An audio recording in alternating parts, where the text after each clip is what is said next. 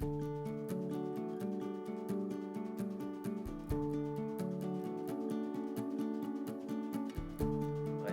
ajoute donc au principe de Huygens la notion d'interférence. Cela donne naissance au principe de Huygens-Brennan.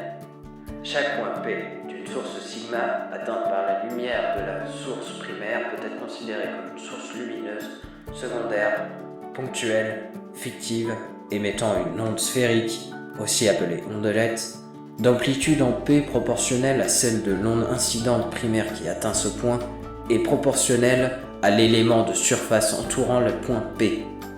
Les sources secondaires sont cohérentes et les différentes ondelettes émises interfèrent entre elles. Le cours est terminé. N'oubliez pas d'apprendre par cœur ce principe pour la semaine prochaine.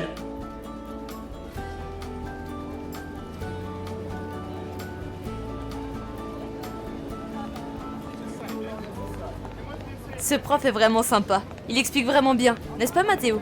Ouais, mais je vois pas trop en quoi ça peut nous servir en tant que médecin, Kalia.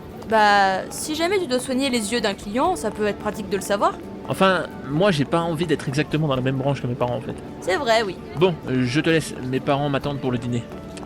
C'est dur de terminer à 18h30. Tu as raison. À demain.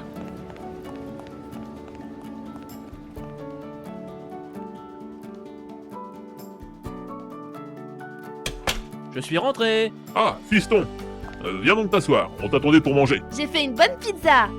Miam, j'adore ça. Je me lave les mains et j'arrive.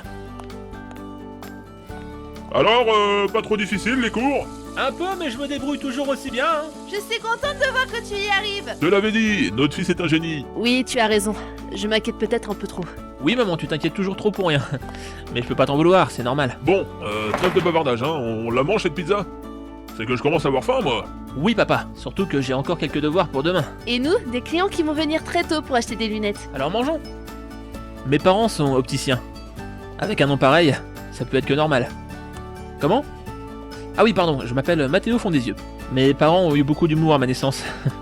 Enfin bref, les gens ne comprennent pas tout le temps le jeu de mots, et c'est tant mieux pour moi. Je poursuis avec Kadia des études pour être, contrairement à ce que mon nom pourrait vous faire penser, médecin généraliste. Je n'ai pas vraiment envie de finir opticien comme mes parents. Enfin bref, je ferai mieux de dormir. Demain, j'ai un contrôle de bonne heure.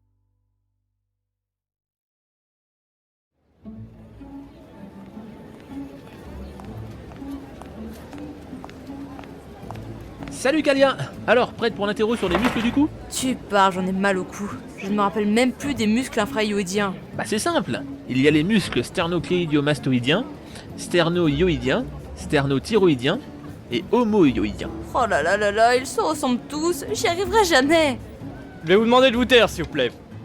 Merci. Vous pouvez retourner les copies posées devant vous.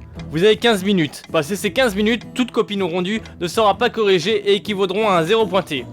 C'est clair? Bonne chance Kalia. Merci, toi aussi. Bien sûr, les portables et les communications sont interdites. Bonne chance à vous.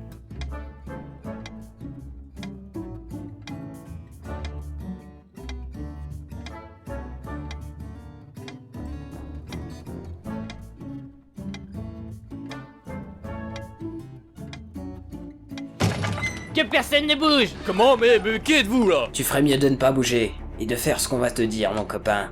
Sinon, je vais être obligé de te tirer dessus. Et puis quoi encore? Sortez d'ici! Ce ne sont pas des brigands qui vont...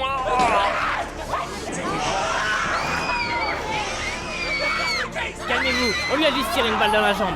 Si vous ne voulez pas mourir, vous allez faire ce qu'on veut, c'est ok? Eh bien, je vais prendre ce silence pour un oui. Livrez-moi le fils des opticiens Fondesieux. Il ne vous sera fait aucun mal. Quoi? Moi? Mais qu'est-ce qu'ils te veulent? Sûrement m'utiliser pour une rançon. Mes parents sont assez riches. Il faut que j'y aille. Non, n'y va pas. Si, je peux pas laisser tous ces gens être en danger pour moi. Bon, trêve de bavardage. Dites-nous où est Mathéo Fondesieux. Je suis là. Eh bien voilà! Tu es plus intelligent que ce que je ne pensais. Je n'aurais jamais cru que tu te dénoncerais tout seul. N'y va pas. Il faut que j'y aille. Toi, là, lâche-le. Jamais de la vie. Va les séparer. Avec plaisir. Allez, lâche-le. Vous croyez que me pointer avec une arme va me faire lâcher prise? Lâche-moi, sinon ils vont te tirer dessus. Laisse-moi y aller, ils me feront aucun mal. Non, je refuse de... Lâche-moi. Ah, c'est pas assez rapide. Non! Kalia! Pourquoi vous avez tiré? Pourquoi? Lâchez-moi! Lâchez-moi! Non! Vous l'avez tué! Jamais je ne vous le pardonnerai! Vous allez mourir! Ah! Pour l'instant, tu seras seulement notre otage. Kalia!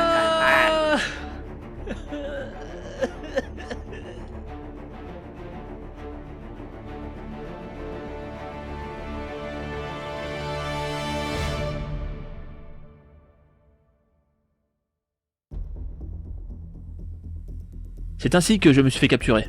Ces personnes en voulaient seulement à l'argent de mes parents, même s'ils n'étaient pas forcément les plus riches de la ville, même si leur commerce se portait à merveille. Ils se sont sans doute dit que ce serait plus facile avec mes parents qu'avec des millionnaires de la ville. Ils m'avaient enfermé dans une cave, sans issue.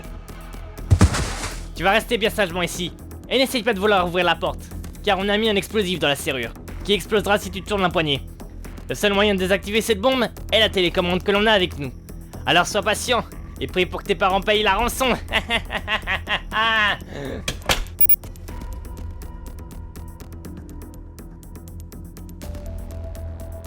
J'étais vraiment mal à ce moment.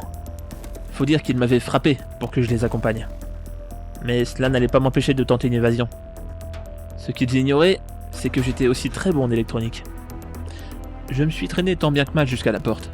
La bombe y était fixée de l'extérieur et un capteur de mouvement y était attaché.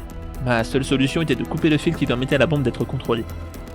Ainsi, lorsqu'ils voudront entrer et qu'ils penseront avoir désactivé la bombe, elle sera toujours active. Et elle explosera.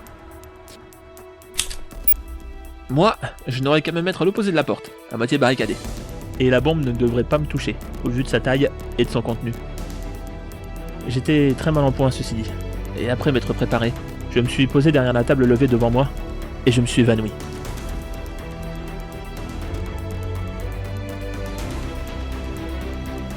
Matteo! Matteo! C'est pas normal. Pourquoi il ne répond pas? Moi je dis qu'il faut qu'on entre. Il est sûrement endormi. Il m'avait réveillé en criant, mais je continuais mon silence. Ça multiplierait les chances qu'il tombe dans mon piège. Moi je dis qu'il faut rentrer. Passe-moi tes commandes. Tiens, vas-y, rentre. Merci.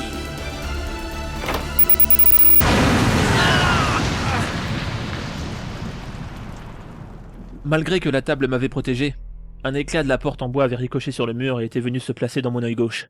La douleur était telle que je retombais, inconscient.